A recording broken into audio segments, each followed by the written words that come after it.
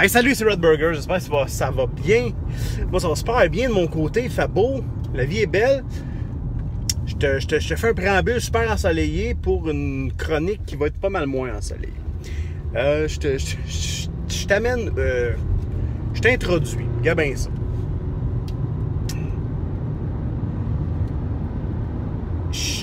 Tout ça, c'était un peu le fruit de quelques mois d'interaction et d'institut. Je pense que j'en ai parlé déjà dans les autres vidéos. Mais hier, je suis tombé sur une discussion sur un site de Facebook de jeux de rôle. Et ça m'a un peu sidéré. Bon, fait que là, je me disais, faut que je parle d'un peu... Mais je vais l'inclure dans une analyse globale. Hier, je suis tombé sur la discussion et j'ai... En fait, la polémique est par rapport au... Parce que oui, il y a polémique. Par rapport en France, pour le Kickstarter de RuneQuest, de RuneQuest, le jeu de Greg Stafford par Chaosium. En France, je me souviens plus c'est qui. Je pense que c'est Dead Crow, en tout cas. Et ils ont décidé, pour la version française, au lieu de nommer ça le Keeper's Pack ou le Game Master Pack ou le Master Pack, ben, ils l'ont nommé au féminin. Ils ont écrit le kit de la meneuse de jeu. Le kit de la meneuse. Bon. C'était une décision, c'était corpo, c'est une décision, c'est un statement de dire, ben nous, on va, pour la première fois, on va reconnaître qu'il n'y a pas uniquement des joueurs, qu'il y a aussi des joueuses, qu'il peut y avoir des meneuses de jeu. Bon. Ça a commencé comme ça. Là, moi, j'ai écrit, là, écoute, ça a parti, tu sais, c'est un sale temps, là. Tu sais, c'est, on se fait, SGW sort, tout sort, tout. Moi, je me posais la question, mais Chris, c'est quoi le problème? Pourquoi? Ça change quoi? Toi, là, attends, je veux pas tomber tout de suite dans mon crunchy, là. Fait que oui, puis là, j'ai posé la question, mais c'est quoi l'enjeu? Et j'ai juste un ou deux gars qui m'envoyaient des rires quand que je fais. Personne ne m'a répondu, hein, c'est quoi l'enjeu exactement, puis à quoi ça dérange tant que ça? Mais là, écoute, j'ai de la conspiration théorie là-dedans, là. Il y en a en masse, là. Tu sais, là, ça a commencé à partir sur LGBT, puis toute la patente, puis... Moi, hey, je vais remonter. Je vais remonter à il y a un an. Juin 2018. Moi, j'étais, rôlistiquement parlant, j'étais face à une espèce de cul-de-sac. Moi, j'étais face à un cul-de-sac parce que je savais pas trop où je m'en allais avec mes skis. On terminait on était dans du Call of Cthulhu, on était en train de faire les masses de Nyarlathotep. J'avais complètement abandonné le Pathfinder depuis presque un an et demi parce que j'étais saturé, je voulais plus. Ce système-là m'a brûlé. Je savais plus trop où je m'enlignais avec mes flûtes. Je savais plus trop parce que là, j'étais un peu désemparé parce que j'avais plus vraiment de référence holistique à aller chercher. C'est venu comme un peu plus tard, au mois de, je pense, début juillet, que j'ai commencé à faire des vidéos sur YouTube. Et que là, oui, je me suis ouvert à la communauté YouTube du Québec, puis par la bande au Discord des aventureux, au Facebook. J'ai un peu commencé à graviter dans toute cette sphère-là, principalement québécoise, mais aussi avec du monde français super hot, tu sais, comme Arnaud, comme Cyril, tu sais, Alex qui est là, qui partage aussi. Moi, tu sais, il y en a d'autres, là, tu sais, que je mentionne pas, mais, tu sais, Éric Blaise, que ses vidéos sont bien intéressantes, tout ça. Fait que, tu sais, puis ainsi de suite, là. Fait que donc, oui, je me suis impliqué là-dedans, puis j'ai trouvé beaucoup de positifs. Sauf que je vais t'avouer que j'ai trouvé beaucoup de négatifs aussi. Ça, je vais y venir. First, la première chose qui m'a happé, c'est que moi, naïvement, je vivais dans un monde où est-ce que les rôlistes, ben, jouaient, partageaient une passion commune qui qui les drivait, tu sais, c'était intéressant, ça les réunissait à travers une même bannière. On joue à du jeu de rôle, on partage, je veux partager là-dessus. Voilà. Mais tu sais, dans le jeu de rôle, tu passes par différents stades. Hein. Au début, ben, tu apprends, tu connais, tout ça. Quand ça fait un certain temps, je te dirais, quand ça fait 15-20 ans, ben là, on dirait que tu t'imagines, tu sais tout. Puis là, tu te positionnes plus en expert. Puis quand ça fait plus que ça, on dirait que là, moi, je commence à moins me positionner en expert, puis à me positionner en gars que, oui, il connaît ça, mais qui a envie d'en connaître un peu plus, puis a envie de découvrir d'autres choses. Fait que c'est un peu ça. Fait que là, moi, j'arrive avec cette mentalité-là très ouverte en me disant, ben écoute, moi je suis venu ici pour avoir du fun, je suis pas confrontant, je suis pas opposant, je veux avoir du plaisir, je veux en même temps découvrir et me bonifier dans mon passe-temps. Et j'ai été frappé principalement par 3 débats qui monopolisent, je trouve, la place. Présentement, c'est un peu ce que je ressens. Je ne me positionnerai pas par rapport de long en large à tous ces débats-là parce que j'ai pas envie de refaire une vidéo. Je pense qu'il y en a certains qui ont été couverts. Le premier, évidemment, qui est très polarisant, c'est... Puis là, je veux juste dire, avant de passer à tout ça, là, je suis très heureux d'être au Québec. C'est pas ce qui se passe en France, tabarouette, là. Mais honnêtement, moi, si j'ai été... Écoute, je suis bien sur le bord. Je suis bien sur le bord de me déconnecter de tous les sites français, où est-ce que c'est principalement francophone de jeux de rôle. Je suis bien sur le bord de me déconnecter de ça, parce que j'ai pas de fun pantoute sur ces sites-là. Là. Honnêtement, les sites Facebook principalement. Pas de fun du tout, là. Incroyable. Mais je vais y revenir. Bon, premier débat, les outils de sécurité émotionnelle. Je vais résumer ça par une phrase. Il y en a qui sont contre, il y en a qui sont pour. Ceux qui sont contre sont crissement contre. Ceux qui sont pour, ben, sont crissement pour. Ce qui fait en sorte que le gars dans le milieu, moi je me considère comme pas mal dans le milieu. Je m'en crisse. Tu veux mettre une X-card? Fais-la. Je l'ai tout déjà dit. Je veux pas en mettre. Mais, moi en bout de ligne, ça m'empêche pas de jouer, puis il n'y a personne qui va m'empêcher de jouer comme je veux, puis je prends ce qui me touche, je prends ce que je juge qui est nécessaire, puis le reste, je le laisse là. En me disant, je vais pas toujours avoir mon idée préconçue sur tout. Pourquoi? Je vais tester, je vais essayer les choses avant. Puis après ça, je me ferai une idée. Parce que sinon, ça me fait penser à mes enfants qui me disent « Hey, aime pas ça, le spaghetti! » Qu'est-ce que t'en as-tu déjà mangé? Bon, mange-en, puis après ça, tu diras si t'aimes pas ça. Là, Gabin, ça c'est le premier débat. Deuxième débat. Lui, il est plus... L'autre, bon, les outils émotionnels, ça se rentre dedans à... c'est incroyable, à coups de poing, puis toute la patente, tu vois. Écoute, c'est fou comment ça fait pas sortir le meilleur de l'humain. Après ça, deuxième débat.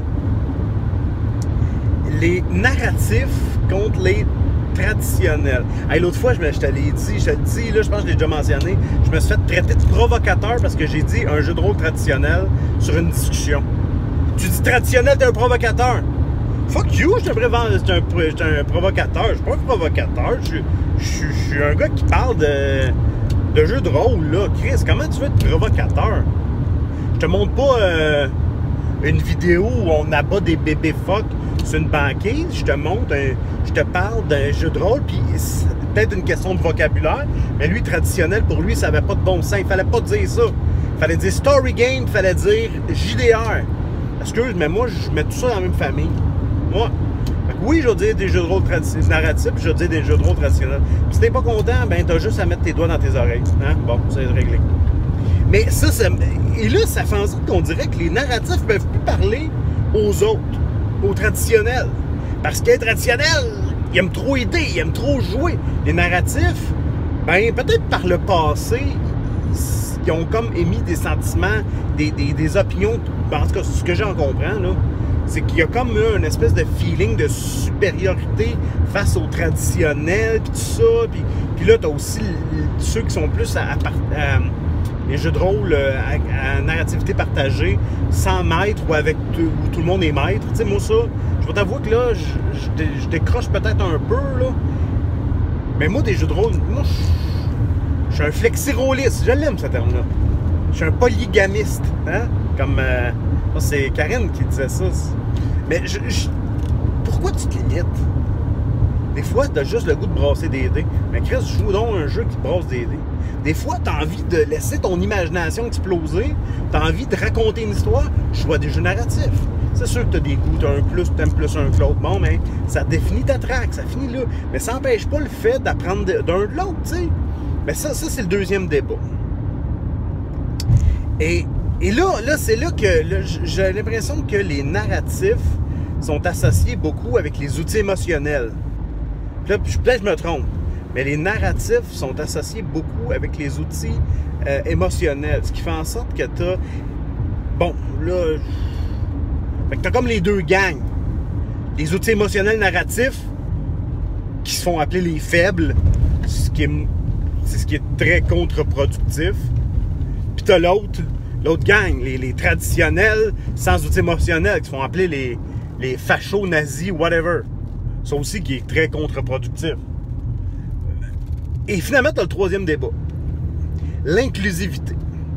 L'inclusivité, je pense que c'est directement en lien avec les outils émotionnels, mais on va le décortiquer à part. LGBTQ+. Moi, je vais te dire, là, il y a une couple de mois, mettons 1 an, je connaissais fuck all de ça. Je connaissais LGBT, là, mais tu sais, je côtoyais pas nécessairement de gens qui faisaient partie de cette communauté-là. J'en côtoie pas nécessairement beaucoup plus aujourd'hui. Sauf mon opinion s'est ouverte. Puis tu sais, moi, je pense pas être très... oui, ça m'arrive de juger, mais d'habitude, je suis plus curieux que dans le jugement. Tu sais, je veux savoir, c'est quoi la vie des gens, comment ça se passe, tout ça. Puis tu sais, c'est ce genre d'affaires-là. Fait que ce qui a fait en sorte que j'essaie de m'ouvrir un peu, pas pour acheter la poutine à 100%, mais juste pour dire, bon, ben tu sais, avant de me faire une opinion, je vais m'informer. Tu sais, je vais tout de suite enlever l'ignorance, je vais savoir où je m'en vais avec mes skis. Mais bon, là, les jeux de rôle ont pris une teinte très inclusif depuis un petit bout de temps. Il y a des jeux, surtout au niveau des jeux narratifs, qui sont carrément teintés de queerness, tu sais.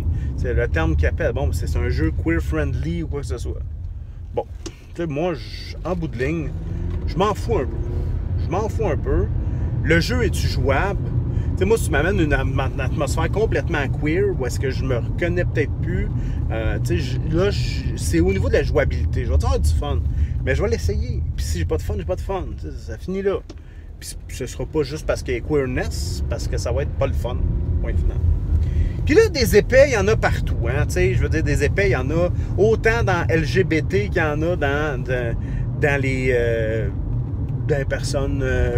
on va dire le joueur standard de jeu de rôle, le gars blanc hétérosexuel. On s'entend que c'est lui que je pense qui forme encore la majorité. Là. Puis si c'est pas vrai, sors-moi des statistiques, puis je vais me tourner de bord, puis ça me va me faire plaisir. Mais selon moi, ce que je vois, puis ce que là je côtoie, c'est ça. Mais je pense qu'il y a des épais, il y en a partout. Là. Fait que tu sais, un épais, c'est un épais. Peu importe dans quel gang qui est, que ce soit un narratif, que ce soit un gars qui tripe ses outils émotionnels, que ce soit un gars qui soit dans le... Et moi, je vais t'avouer, là, je t'ai parlé des 3 débats. Des 3 débats que je vois, les 3 irritants. Et moi, je pensais, puis peut-être naïvement, je m'étais dit, moi, je vais m'ouvrir à la communauté de jeux de rôle. Je vais jaser de jeux de rôle avec du monde. Je vais avoir du plaisir à discuter de jeux de rôle avec des gens. Je pensais crissement pas faire de la critique sociale sur YouTube, m'a dit. Mais pas en tout. Parce que je suis pas... Tu sais, moi, je l'ai déjà dit, là, mon intelligence émotionnelle, oui, j'en ai, mais par rapport à ben des choses. Parce que pour le reste, je suis même des cartes, dirais que je suis cartésien, je pense. Tu sais, je suis issu quand même de science. Mon background, c'est quand même de la science. C'est assez cartésien. Je suis un esprit très logique. Fait que, tu sais, je vais t'avouer que c'est pas du tout ma force aller là-dedans. Là. Fait que, mais bon, regarde. Life is life, là. Mais je pensais crissement pas faire jamais de la critique sociale sur Facebook.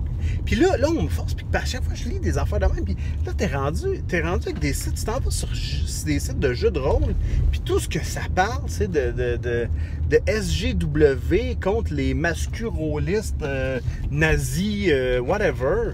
Écoute, moi, ça me fait paniquer, sérieusement.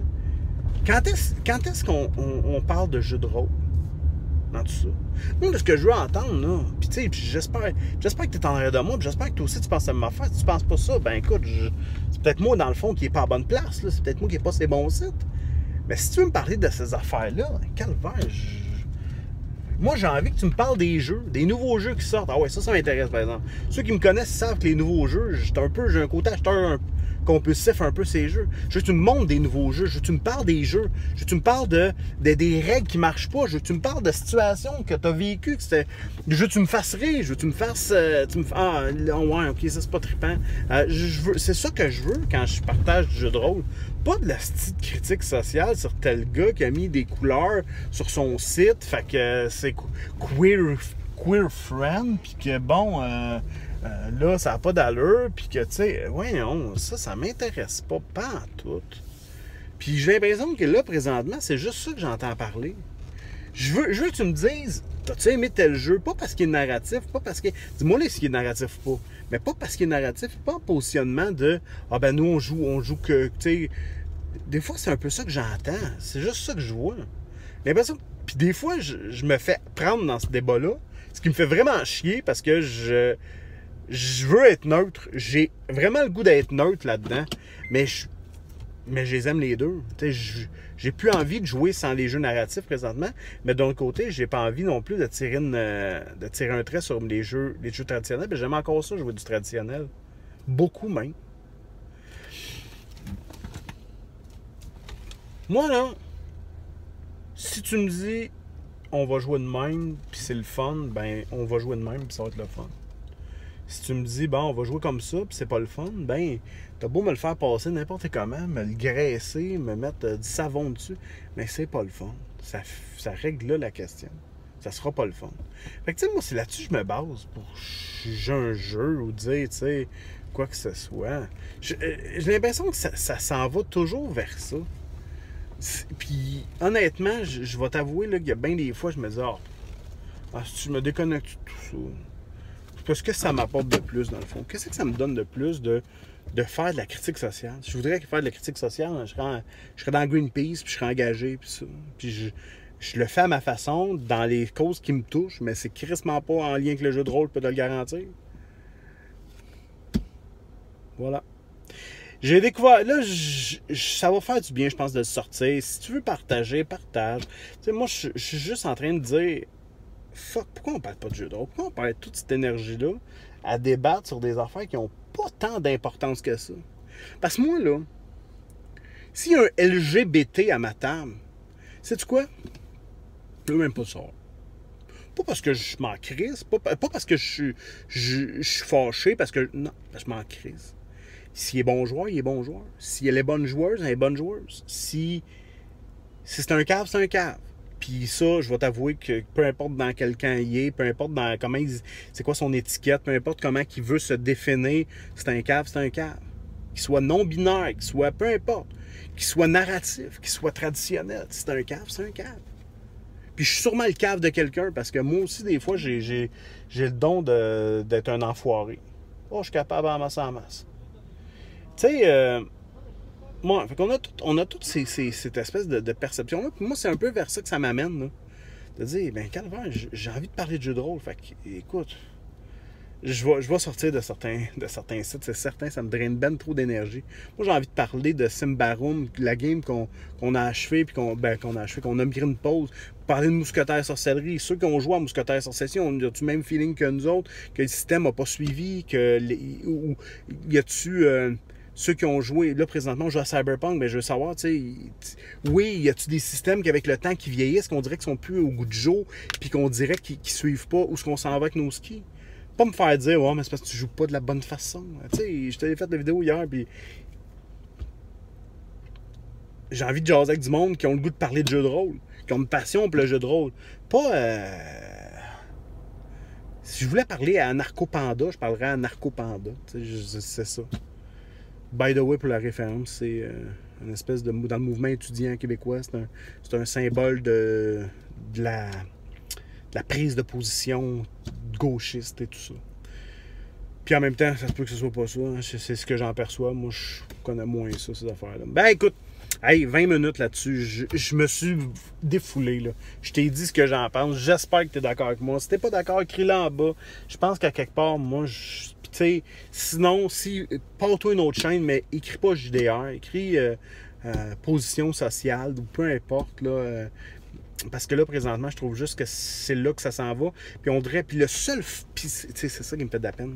Le seul fucking vidéo que j'ai... le seul fucking vidéo qui a fait 300 vues des miens, ben c'est justement ça. Ben si c'est pour être ça, moi, j'en veux pas de vues de bord. J'en veux 13, 14. Ma gang que je connais, mes chums, que je sais qu'eux autres veulent parler de jeux de rôle. Les autres auditeurs, tu sais, ceux qui écoutent aussi, qui sont abonnés, puis qui ont envie de jaser de jeux de rôle, ben je veux eux autres, mais je veux pas tout le clan des SJW parce qu'ils trouvent que je parle un peu plus de leur bord, ou l'autre qui trouve que, ben tu sais, c'est ça. 21 minutes, rock and roll. Hey, en finissant, je te dis, fais attention avec tes dés, pas t'étouffer avec. Hein. À la prochaine, bye bye.